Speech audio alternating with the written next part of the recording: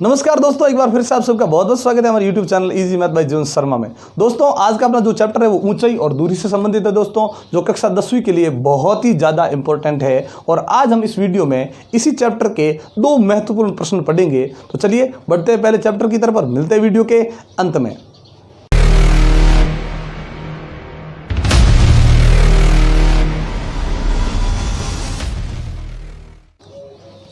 इस प्रश्न में देखिए दोस्तों क्या है कि एक समतल जमीन पर खड़ी मीनार। अरे भाई समतल जमीन है, ध्यान रखना जमीन समतल ही बनानी है, कोई टापू वापू मत बना दियो, ठीक है। तो समतल जमीन पर खड़ी मीनार, ओहो समतल मीनार, समतल जमीन है उस पर कोई मीनार खड़ी कर दो भाई। तो चलो ये मीनार खड़ी कर देते हैं, ये खड़ी कर दी हमने मीनार।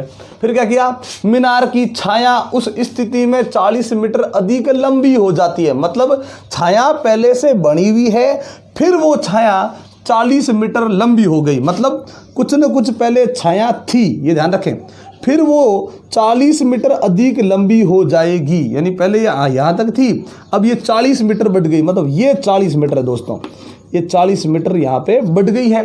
अब जैसे ही 40 मीटर बढ़ी तो हम खुद सोच सकते हैं कि ये जो बिंदु है वो मीनार के नज़दीक है, फिर बिंदु दूर गया, यानी छाया बन गई। छाया बन गई मतलब सूर्य की बात जरूर होगी। इस प्रश्न में ध्यान रखें, जब भी छाया बनती है वो छाया सूर्य के कारण बनी है।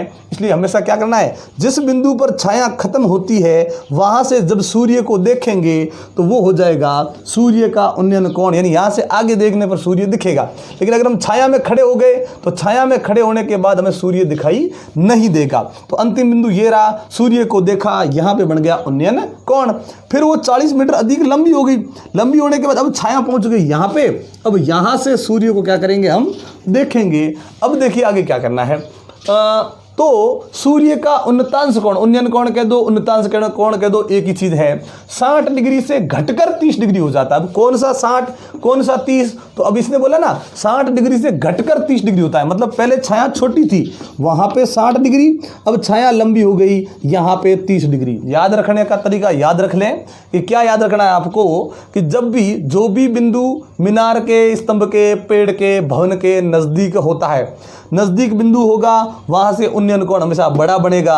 जो बिंदु दूर होगा उन्नयन कोण हमेशा छोटा ही बनेगा, ध्यान रखें। लेकिन जब यहां पर छाया यहां खत्म हो रही थी, वहां पे ये छाया नहीं थी, ये बिंदु नहीं था, ये उन्नयन कोण भी नहीं था दोस्तों। अब दोस्तों लेते हैं त्रिभुज का कोई नाम ले लेते हैं, ABCD नाम दे दियो। अब क्या करना है, मीनार की ऊंचाई ज्ञात कीजिए। आगे बोलिया मीनार की कर दो ऊंचाई। चलो ऊंचाई ज्ञात कर देंगे। अब कैसे ज्ञात करेंगे, देखिए इस प्रश्न में क्या दिया गया वो लेना है। सबसे पहले क्या दिया गया है कि छाया 40 मीटर लंबी वेगी है। भाई कैसे होगी लंबी, देखिए अभी, हाँ, छाया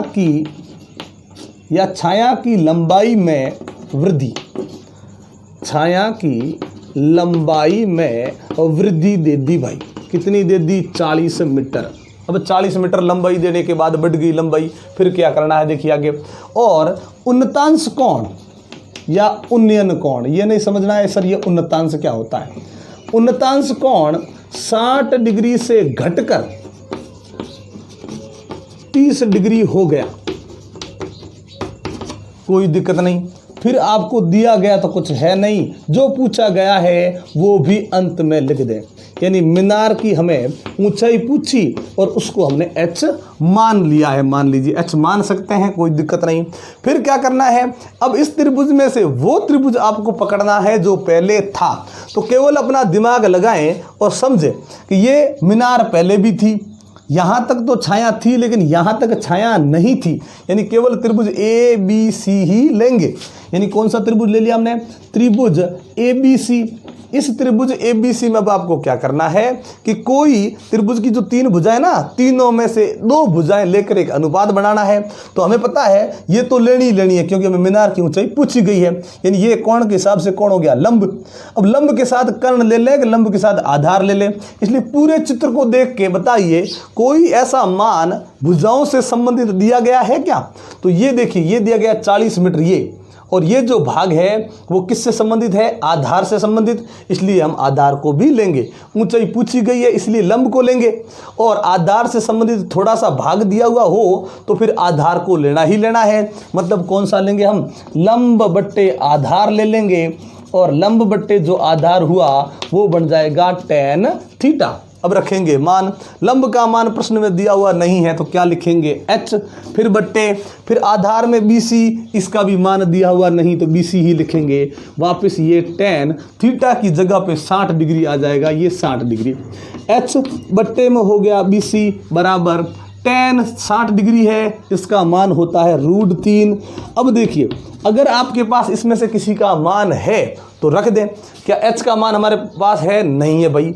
BC का मान कट्ठे भी को नहीं दिख रही हो तो चलो कोई दिक्कत नहीं। अब मान नहीं है, समीकरण को नंबर लगा के छोड़ देंगे। फिर क्या करेंगे, अब जाएंगे, वो 40 मीटर लंबी हो गई छाया, यानी छाया अब B से कहाँ तक है, D तक। ये इसका अंतिम बिंदु, मतलब अब ये बिंदु C यहाँ पे है ही नहीं, ये बिंदु नहीं तो ये दृष्टि रेखा नहीं, दृष्टि रेखा नहीं तो ये उन्नयन कोण भी नहीं है दोस्तों। तो अब क्या बच गया, ABD बच गया। यानी अब हम लेंगे त्रिभुज ABD, और ABD में क्या करना है, लंबाई तो लेनी पड़ेगी भाई, ऊंचाई तो ये लंब जो है वो तो लेना ही पड़ेगा, क्योंकि ये जो लंब है वो मीनार के यहाँ पे जो ऊंचाई का काम कर रहा है, ऊंचाई हमें पूछी गई है तो लंब तो लेना पड़ेगा।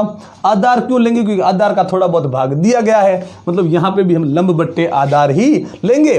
तो लंब ये रहा H बट्टे आधार में कौन है, BD, तो यहाँ पे BD लिखेंगे दोस्तों, और यहाँ हो जाएगा tan थीटा। थीटा का मान अब कितने डिग्री का है, वो है 30 डिग्री। चलिए आगे बढ़ते हैं। h का मान प्रश्न में है नहीं, छोड़ देंगे, वापस बट्टे लगा देंगे। फिर बट्टा के नीचे क्या लिखेंगे, अब देखिए आगे h बट्टे में है BD, और BD का कोई मान तो प्रश्न में नहीं है, लेकिन देखिए दोस्तों B से लगाकर D तक देखा जाए तो उसके दो टुकड़े जरूर हो रहे हैं। तो BC हो रहा है, एक CD हो रहा है। तो हम जब किसी भी बड़ी संख्या के साथ में यदि उसके टुकड़े उसकी जगह पे लिख देते हैं तो वो हमेशा प्लस में लिखे जाते हैं। तो BC प्लस CD, ये दोनों के टुकड़े लिख दिए, BC प्लस CD बराबर tan 30 को मान आ गयो, ये आ गयो 1/√3। अब क्या करेंगे, H बट्टे BC प्लस CD बराबर 1/√3। यहाँ पे यदि समीकरण नंबर 1 में देखा जाए और ये अगर बन रहा है, यहाँ पे भी हमारे पास जो मान है वो रख दें। तो H का H रख दिया, ये BC का मान है नहीं, CD का मान 40 और बराबर में 1/√3। अब क्या करना है दोस्तों कि समीकरण नंबर 1 में से यदि निकलता है तो कोई मान निकाल लें। इस समीकरण नंबर, ये जो समीकरण अभी बन रहा है इसमें से यदि मान निकालेंगे तो भी कोई दिक्कत नहीं, लेकिन करना क्या है, हमें इसमें h का मान ज्ञात करना है, ये ऊंचाई हमें ज्ञात करनी है। तो क्या करेंगे, इसमें से ऐसा कोई काम करो कि इसमें से कोई मान निकल कर फिर वो 1 में चला जाए और फिर उसमें h का मान हमें ज्ञात हो जाए। मतलब h का मान ज्ञात करने के लिए BC का मान होना जरूरी है। तो हम क्या करेंगे, इसमें से BC का मान निकालेंगे और वो BC का मान यहाँ ला के रख देंगे। हमें अपने आप जैसे ही BC का मान हटाएंगे h का मान ज्ञात हो जाएगा। तो यहाँ करने के लिए क्या करेंगे, 1 को यहाँ गुणा करेंगे तो ये हो गया BC प्लस 40 बराबर h को इससे गुणा करेंगे h, ये √3। अब आगे बढ़ते हैं, BC यहाँ रह जाएगा, 40 का कर देंगे पक्षांतरण। तो BC बराबर ये देखिए h √3 माइनस हो गया 40, इधर प्लस का 40 था, उधर जाते ही माइनस का हो जाएगा। ये BC का मिल गया मान, और BC का ये जो मान मिला उसे समीकरण 1 में रखने पर इसे समीकरण 1 में ले जाते हैं। और BC का मान है तो भाई BC की जगह पे रख दियो, BC के स्थान पर नहीं रखा और दूसरे के स्थान पर रख दिया तो आपका ये पूरा उत्तर गलत हो जाएगा दोस्तों। तो क्या करना है, h का h फिर वापस बट्टे, अब जो BC वहाँ पे BC का मान h √3 माइनस 40 और बराबर में वापस क्या आया √3, बट्टा में 1 लगाकर तिरछा गुणा कर देंगे, h को 1 से गुणा कर दिया, ये h हो गया, वापस बराबर यहाँ ले जाएंगे, इसको गुणा करेंगे तो इन दोनों पदों से √3 का गुणा होगा। सोचिए ये जैसे ही जाएगा √3 से गुणा होगा, ये क्या बन जाएगा 3, और 3 बन जाएगा, h साथ में है तो ये बन जाएगा 3h। फिर ये जैसे ही जाएगा इन दोनों का गुणा होगा, इसमें रूट है नहीं, √3 नहीं है ना, तो ये √3 इसके साथ लग जाएगा और ये आ जाएगा -40√3। तो ये जैसे ही यहाँ पर गए √3 का पहले पद से भी गुणा, √3 का दूसरे पद से भी गुणा, ये आ गया। अब क्या करना है, अब h यहाँ पे भी है, h यहाँ पे भी है, तो पहले इस h को 1 करना है, तो इस 3h का यहाँ लाएंगे 3h को, तो h 3h जैसे यहाँ आएगा माइनस का हो जाएगा 3h, यहाँ पे है माइनस का 40√3, यहाँ जैसे ही किया ये माइनस का 2h बराबर माइनस का 40√3। अब देखिए दोस्तों, ये भी अकेला पद है, ये भी अकेला पद है, दोनों के आगे माइनस, जब बराबर के दोनों ही तरफ एक एक पद हो और उनके आगे माइनस हो तो माइनस से माइनस कट जाएगा। अब देखिए ये रहा h, ये 2 गुणा में है h के साथ इन चर के साथ जिसमें भी हो वो संख्या जब पक्षांतरण होगा तो उसके उल्टे चिन्ह में जाएगा, मतलब ये गुणा में है तो अब ये भाग में जाएगा। ये नहीं करना है सर प्लस का 2 है उधर जाती -2 जाएगा, नहीं, अगर ये चर के साथ जुड़ रहा है या घट रहा है तो फिर उसका जोड़ बाकी का चिन्ह बदलेगा, लेकिन ये गुणा में 2 है तो ये बट्टा में जाएगा, 40/√3 बट्टे हो जाएगा 2, काटेंगे ये आ जाएगा 20√3 आ जाएगा दोस्तों। अब क्या करेंगे, देखिए 20√3 आया, हमें वही काम करना है, ये अपना अंतिम उत्तर है, ये h जो आ रहा है वो अंतिम उत्तर है। तो हम क्या करेंगे दोस्तों, यहाँ पे वही अपना काम √3 का मान लिख देंगे 1.732, फिर दशमलव हटाएंगे, बट्टा में आ जाएगा 1000, ये 0 से ये 0 कट जाएगा। अब 0 नहीं कट रहा है तो नहीं काटेंगे, फिर क्या करेंगे, तो 2 को ले जाके गुणा कर दो इकाई के अंक से, इकाई से करना भाई, आगे से मत करना भाई। अब 2 से 2 को गुणा कर रहे हैं, 2 दूनी हो गए 4, फिर 2 तीय हो गए 6, फिर 2 साते हो गए 14, 1 बच गया, 2 एकम 2 और 1 हो गया 3, बट्टा में बच रहा है कितना 100, तो 100 क्यों लिखे भाई, जितने 0 बच गए, 0 कट तो रहे हैं नहीं, तो जितने बच गए 0 इकाई से ले लिए उतने अंक, वहाँ लगा दिया दशमलव, 34.64 मीटर, ये जो आया वही मीनार की ऊंचाई है। यानी अतः मीनार की ऊंचाई बराबर लिख देंगे 34.64 मीटर। इस प्रकार से ये प्रश्न अपना हो गया। तो चलिए बढ़ते हैं फिर अगले प्रश्न की तरफ। इस प्रश्न में समुद्र तल से 60 मीटर ऊंचे लाइट हाउस, यानी समुद्र का जो तल है, भूमि का तल कह दो, समुद्र का तल कह दो, वो जैसे पहले बनाते थे वैसे ही अब भी बनाना है। मतलब क्या करना है, ये समुद्र का कोई तल है, इस प्रकार से हमने बना दिया है। फिर देखिए है समुद्र तल से 60 मीटर ऊंचे लाइट हाउस, मतलब यहाँ से ये ऊंचा जो है लाइट हाउस है 60 मीटर। अब भाई देखो लाइट हाउस है तो उसमें क्या लग जाएगी, एक लाइट लग जाएगी। अब यहाँ पे लाइट है वो प्रकाश करना है, अपने चेहरे पर नहीं करना है भाई। तो कैसे करना है, देखिए ये लाइट हाउस का काम क्या है, देखिए उस लाइट हाउस के शिखर से देखने पर, यहाँ शिखर है, इससे देखने पर 2 समुद्री जहाज़ों, यानी समुद्री जहाज उड़ते तो होंगे नहीं भाई, तो कहाँ चलेंगे, वो समुद्र के अंदर है, वो चल रहे हैं, क्या चल रहे हैं, 2 जहाज। अब ये 2 जहाज हमने बना दिए इस प्रकार से, ये 2 जहाज है, एक जहाज ये हो गया, दूसरा जहाज है कहाँ वो देखने के बाद लिखेंगे।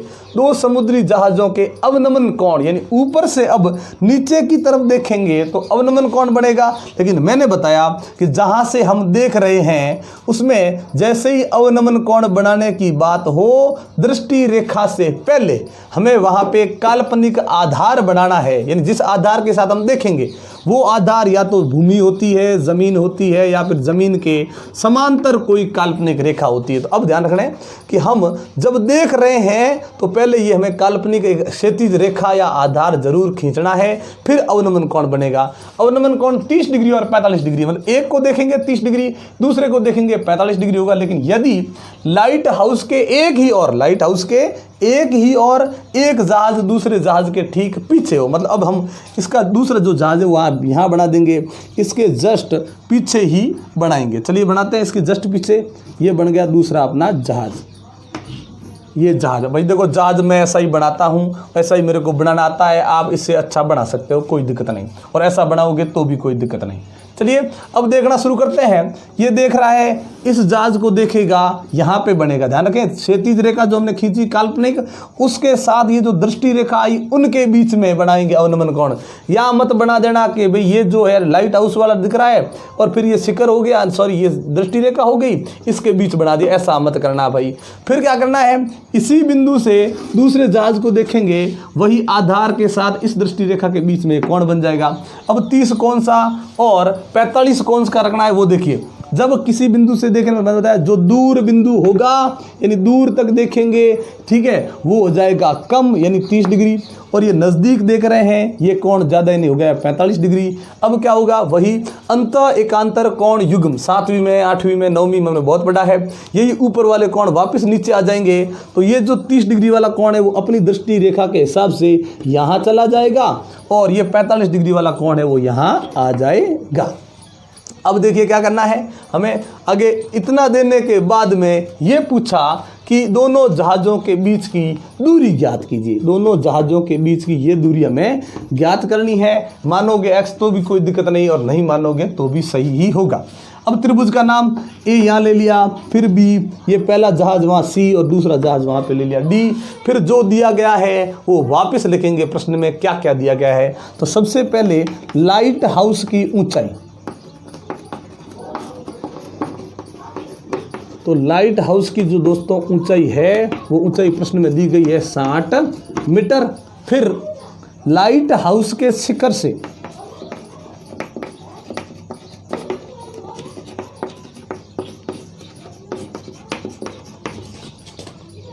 दोनों जहाजों के अवनमन कोण,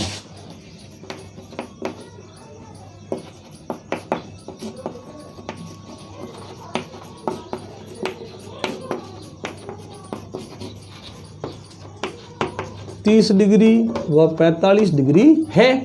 क्या ज्ञात करना है, दोनों जहाजों के बीच की दूरी।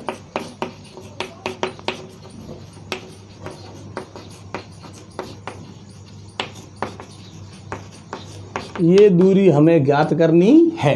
तो चलिए बढ़ते हैं प्रश्न की तरफ। और कौन सा लेंगे अनुपात, कौन सा लेंगे त्रिभुज, वो त्रिभुज लेना है जिसको हम पहले देख रहे हैं। तो देखिए दोनों जहाज है, एक ही समय पर है, लेकिन जब देखेंगे तो जब इस जहाज को देखेंगे ये जहाज देख नहीं सकते, फिर इस जहाज पर जैसे ही लाइट पड़ेगी इस पर लाइट है वो नहीं पड़ेगी। तो क्या करना है, एक समय में एक जहाज को ही देखना है। लेकिन ऐसा थोड़ी है ये जहाज है ये लाइट हाउस नहीं होगा, ऐसा नहीं, लाइट हाउस तो है ही, लेकिन दोनों में से किसी एक जहाज को ही देखना है। तो क्या करेंगे, हम लेंगे त्रिभुज। जैसे देखिए लाइट हाउस तो लेना ही है, और ये पहला जहाज ले लिया, इस जहाज को भी छोड़ देते हैं, तो ए बी सी, तो त्रिभुज ले लिया ए बी सी। लेकिन इस ए बी सी त्रिभुज के अंदर अब अनुपात कौन सा लेना है भाई, लंब बट्टे आधार लेना है या लंब बट्टे कर्ण लेना है या आधार बट्टे कर्ण लेना है, वो देखना है। तो देखिए यहाँ देखिए ये जो दी गई है 60 मीटर, यानी कोणों के हिसाब से ये क्या है, इस त्रिभुज का लंब, मतलब लंब तो लेना ही लेना है क्योंकि लंब का मान प्रश्न में दिया गया है।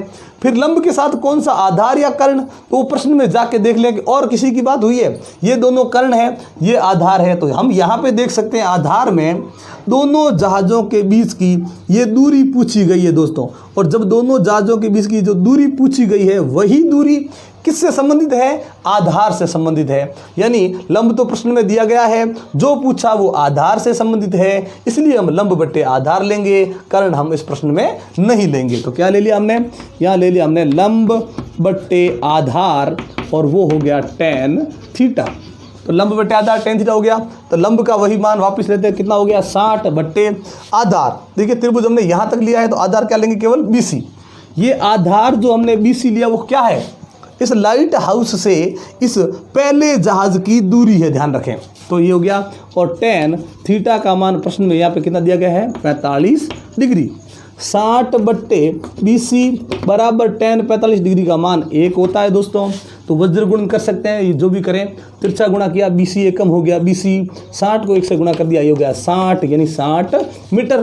तो ये तो हम पहले भी बता सकते थे, क्योंकि हमने आपको ये बताया था कि जब भी उन्नयन कोण 45 डिग्री आए उस कंडीशन में हमेशा लंब और आधारों की जो लंबाई है वो बराबर ही होती है। मतलब ये 60 है तो हम डायरेक्ट भी बता सकते थे कि ये 60 मीटर ही होगा, लेकिन हमें पूरी विधि से करना पड़ेगा, इसलिए हमने ये कर दिया है। तो BC का मान आ गया 60 मीटर। अब क्या करना है, पहले जहाज को छोड़ दें, दूसरे जहाज को लेंगे, यानी इस जहाज को अब नहीं देखना है तो ये दृष्टि रेखा नहीं होगी, ये जहाज नहीं देखना है, तो सीधा बिंदु A, B और सीधा यहाँ जाएंगे, यानी कौन सा त्रिभुज लेंगे, ABD में। अब इस ABD में क्या करना है, लंब तो लेना पड़ेगा क्योंकि इसकी ऊंचाई दे रखी है तो लंब हो गया, और आधार भी लेना पड़ेगा क्योंकि आधार से संबंधित मान ही हमें पूछा गया है। मतलब अब इस प्रश्न में भी क्या लेंगे, इस त्रिभुज के अंदर भी लंब बट्टे आधार ही लेंगे। तो लंब लिया, लंब कितना हो गया 60 बट्टे लंब, आधार कौन है इसमें, BD, तो इसमें लिख देंगे BD लंब बट्टे आधार बराबर क्या होता है tan थीटा, और थीटा यहाँ पे दिया गया है कितना 30 डिग्री, जिसका मान है वो मान रख देंगे। यहाँ देखिए लंब का मान हमने रख दिया 60, BD का मान तो नहीं, लेकिन BD के दो टुकड़े हो सकते हैं, BC प्लस CD, तो टुकड़े कर देंगे। तो ये 60 तो है ही, बट्टा में क्या कर देंगे, इस BD के दो टुकड़े कर देंगे। जब पूरी चीज़ के कोई टुकड़े कर दें तो उनको प्लस में लिखना है, तो ये लिख देंगे BC प्लस हो गया CD बराबर, ये देखिए tan 30 का मान 1/√3। अब इसमें भी और भी कोई मान है तो वो रख दे टुकड़े करने के बाद। ये BC है, इस BC का मान 60 अभी हमने ज्ञात किया था, वो BC का मान यहाँ पे रख देते हैं जो हमने पहले ज्ञात कर लिया था।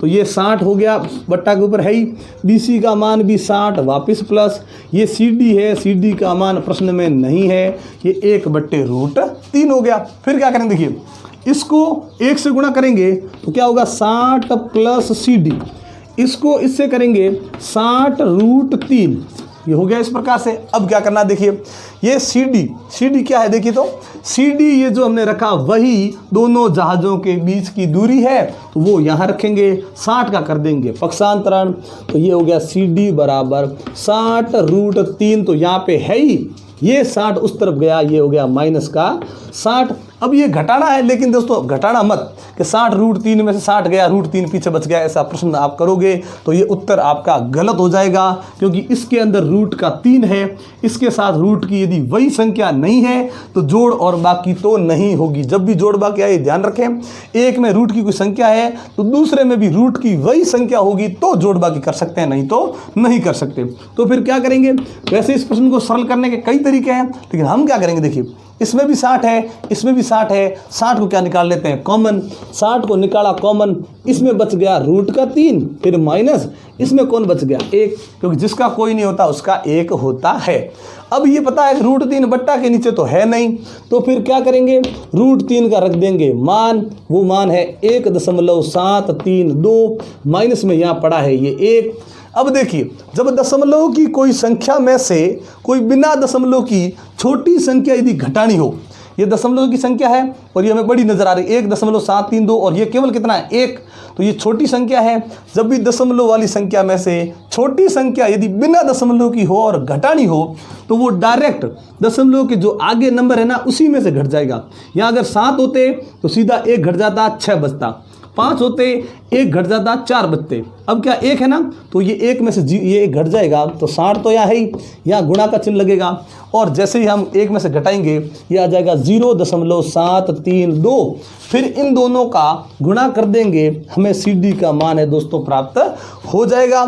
तो अब करेंगे गुणा, कैसे करना देखिए, इन दोनों को जैसे ही गुणा किया हमें प्राप्त हो 43,920 हमें प्राप्त हो गया इन दोनों का गुणा। मैंने जो गुणा किया है उसमें दशमलव मैंने भूल कर किया है, तो अब क्या करेंगे, दशमलव को हटा के मैंने इन दोनों को गुणा कर दिया, ये गुणा प्राप्त हो गया।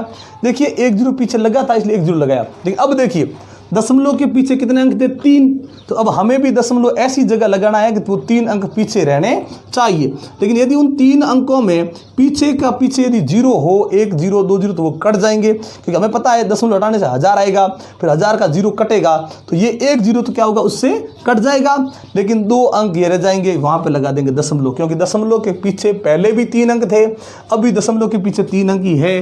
तो ये जो CD है उसका मान हमें जो यहाँ मिला वो मिल गया 43.92 मीटर, और ये जो CD का मान है वही इन दोनों जहाज़ों के बीच की दूरी है। तो लिख देंगे अतः दोनों जहाज़ों के बीच की दूरी यानी 43.92 मीटर। तो दोस्तों आज की वीडियो हम यहीं पे समाप्त करते हैं। ये वीडियो आपको कैसी लगी है मैं कमेंट बॉक्स में लिखकर जरूर बताइएगा। अगर अच्छी लगी हो तो लाइक और शेयर कर दें दोस्तों। एक बार आप सबका बहुत बहुत धन्यवाद हमारे चैनल को सब्सक्राइब करने के लिए और हमारी वीडियोस को लगातार देखने के लिए। लेकिन अगर आप हमारे चैनल पर नए हैं और हमारे इस वीडियो को आप पहली बार देख रहे हैं दोस्तों, तो हमारे चैनल को सब्सक्राइब करना मत भूलिएगा और बेल आइकन जरूर दबाइएगा, ताकि जब भी इस प्रकार के इंटरेस्टिंग वीडियो हम आपके सामने लेकर आएँ नोटिफिकेशन आपको मिलती रहे। तो इसी प्रकार के इंटरेस्टिंग वीडियो देखने के लिए जुड़े रहे हमारे साथ। तब तक के लिए नमस्कार, जय हिंद, जय भारत।